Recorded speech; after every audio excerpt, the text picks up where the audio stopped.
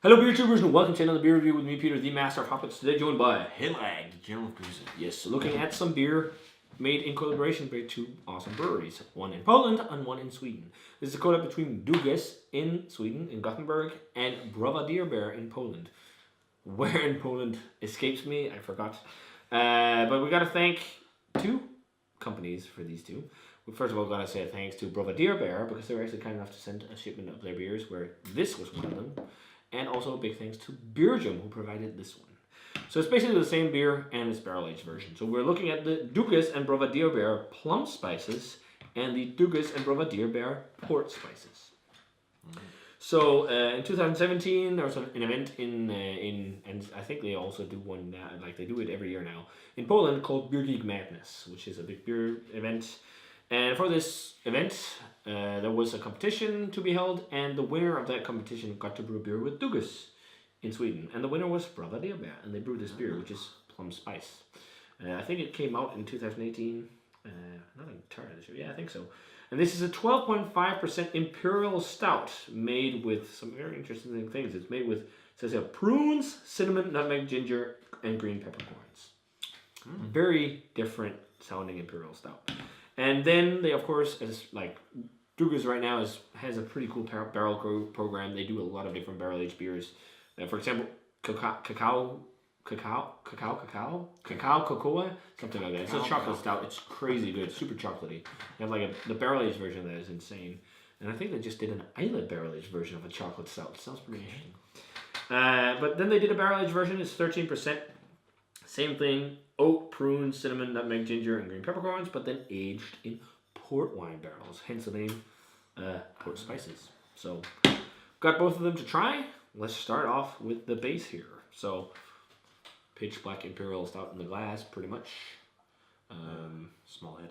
Small, tan looking head on there. Yeah. Let's check out the aroma. Very prune-like. Like lots of raisin kind of figgy notes. It's almost like, it's also kind of umami, almost like soy sauce. Yeah. It's interesting, almost smoky. See, this is a thing I've started to get. I see that Rob from Hopstein talks about this sometimes with stouts. Burnt ends in barbecue. Like a savory, almost smoky umami thing. I can see that on the aroma of this. Yeah. I'm quite... But I'm not getting cinnamon, ginger, and whatnot. But I've also been sitting on this bottle for like a year. I'm quite curious how the green peppercorns are gonna be... yeah. Because they're quite strong. Yeah, but I would imagine that it would actually be pretty good. Mm-hmm. Yeah. And I think it would work with a savory base. Exactly. Because it smells like it's quite a savory Imperial stuff. But it's, I wonder if they put in a touch of smoke malt, because I think it's like lightly smoky. Yeah. And you're right about the soy sauce. Like salty, umami kind of aromas, yeah. And you get that with some Imperial stouts.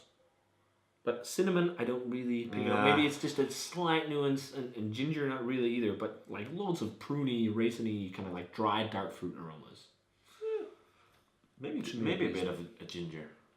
Yeah, like I can see like almost like if you say like if you have cinnamon lying around for a long time, that's kind of like starting to lose its flavor because it's really subtle. I can kind of see that. But let's try it. Yeah, let's do it. Cheers, and thanks to Browar for this one.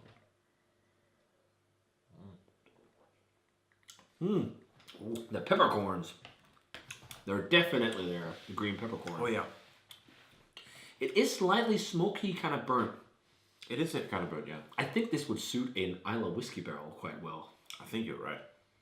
But we got a port version, but I think that will be fun too. But I think this beer a lot of people didn't like too much when it was fresh. I saw. I mean, it was a mixed reception. Some people really liked it, some didn't like too much. Maybe that's a green peppercorn flavor. There's like it's like this. It's kind of like chewing on a peppercorn, but it's got like more of a fresh, vibrant. Yeah, it's not spicy. No, not at all.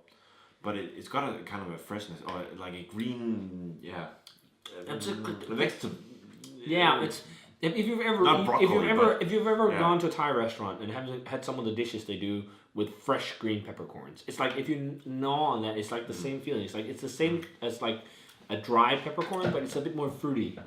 Exactly. That's what I'm getting. The prune kind of flavor is a bit more hidden on the flavor. I'm getting loads of umami and kind of roasty, burnt, almost like smoky vibes. The soy sauce thing is really nice.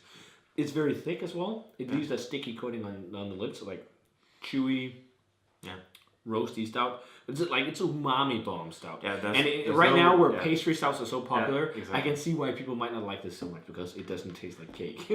No, I really like it because it tastes like a real intense, more old school imperial stout. Exactly, because like the pastry stout thing can actually be a bit too much, while this is actually quite not near that at all. But it's a whole different thing. But it's nice.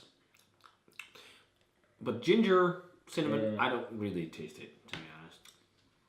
But I think it's because it's over a year old now in the bottle, so that might be why. Yeah, no. But I think it's a good base. It's like a very nice thick base imperial stout. I mean, it's more sweet in the flavor than in the aroma. Yeah, it has some sweetness to it. So it's still got some sweetness to it. Yeah. But hey, let's try and move on to the port spices. So let's try the barrel aged version. So. Yeah, it's the same color. I mean, there isn't much of it. The head is maybe just a little bit darker. But that could come from the barrel aging. Otherwise, pitch black, tan head as well. Espresso-like kind of looking head. It looks very nice. Yeah, it is. The head is a little bit darker. But yeah, let's check out the aroma. Oh yeah, sweet port wine. Like this sweet, kind of jammy character. And I think... Oh yeah. Yeah. This is slightly smoky. Yeah. This is like sweeter, jammy, kind of... A bit more dry as well. Yeah. A little bit of oakiness, but it's not like it's like jumping out of you, the barrel. But it lends lends more of a dry, sweet kind of fruitiness. I think the reason why they chose port wine is because of the prunes. Because you get that in a port wine too. It can kind of complement it, I guess. Yeah. But very similar as well. Still also very savory. Mm. Smells nice. Let's try it. Cheers. Thanks to Beer Gym for this one. More sweet. Much more sweet. Yeah.